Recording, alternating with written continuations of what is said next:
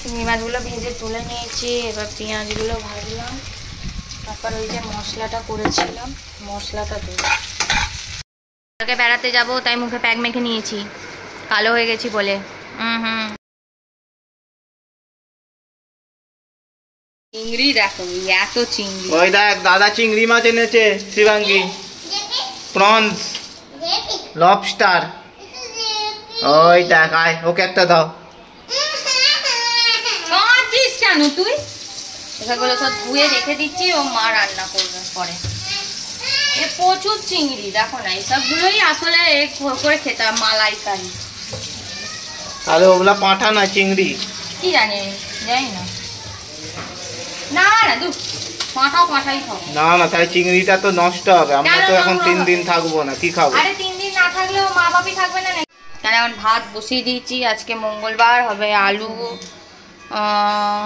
কি জানো পটল আর সয়াবিন দিয়ে একটা মাখা মাখা তরকারি। এখানে সুটকেস গোছানো হয়ে গেছে, এখানে যাব পুরী যাব বলে ঠিক করেছিলাম, বাট এই গরমে আর পুরী যাব না, তো 2 দিনের জন্য দীঘা ঘুরে চলে আসবো। তো এইটাই হচ্ছে ব্যাপার। কালকে সকালবেলা 9:45টায় আমাদের বেলেপোল থেকে বাস ছাড়বে, তো ভলভো বাস এসি, টয়লেট আছে, তো ওখানে যাব। তো সব কিছু শেয়ার করবো একটু একটু করে, তো চলো দেখতে থাকো। অনেক দিন পর আবার আমি ভিডিওটা বানাচ্ছি, আসলে সামনেই এই কাশ্মীর নিয়ে একটু হলো, তার জন্য বানাইনি, প্লাস শরীরটাও ঠিক ছিল না সেটার জন্যও বানাইনি। আর মেয়ের গরমের তো সামার ভ্যাকেশনে ছুটি পড়ে গেছে, তো চলো দিনটাকে স্টার্ট করি। দিনটায় শুরু করলাম হচ্ছে বড় বড় চিংড়ি মাছ দিয়ে। আপনি 1 কেজির ওপর বড় চিংড়ি মাছ এনেছে, তো সেইগুলো এখন সকালবেলা রাত্রিবেলা বললো পাঁঠার মাংস হবে, তো পাঁঠার মাংসর বদলে চিংড়ি মাছ হবে, কি কী হবে আমি জানি না, মা এখন বলবে। তো চলো দিনটাকে স্টার্ট করি, আই হোপ তোমাদের দিনটা দেখতে খুব ভালো লাগবে। চলো স্টার্ট করি। মানে পটলগুলো আগে ভেজে তুলে নিয়ে তারপর আলুটা ভাজবো, তারপর সয়াবিনটা ভাজবো।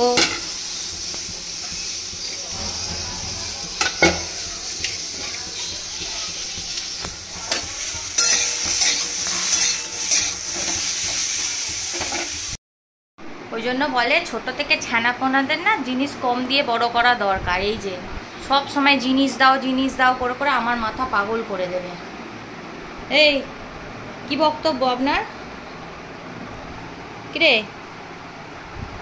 খুঁটিস না, কি বক্তব্য?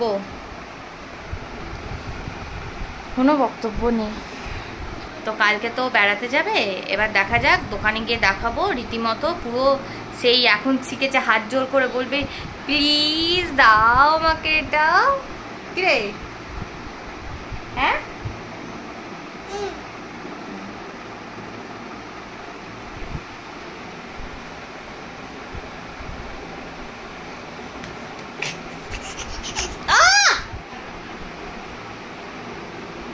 ফাটিয়ে দিয়ে দেবো একটা মারা।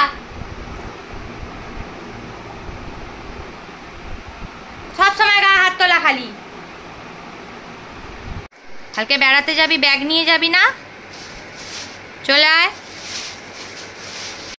কালকে বেড়াতে যাবো তাই মুখে প্যাক মেখে নিয়েছি, কালো হয়ে গেছি বলে। এবার প্যাকটা তুলবো, ওকে আগে খাইয়ে দেবো, খাইয়ে দিয়ে প্যাকটা তুলে তারপরে একটুখানি বসবো। এখানে চিংড়ি মাছের ঝাল বানাবো, তার জন্য এখানে রসুন, আদা, কাঁচা লঙ্কা, টমেটো, পেঁয়াজ, এখানে সর্ষে, পোস্ত, আমরিচ সব দিয়ে এটাকে ভেজে নেবো, নিয়ে এটাকে একটা পেস্ট করবো।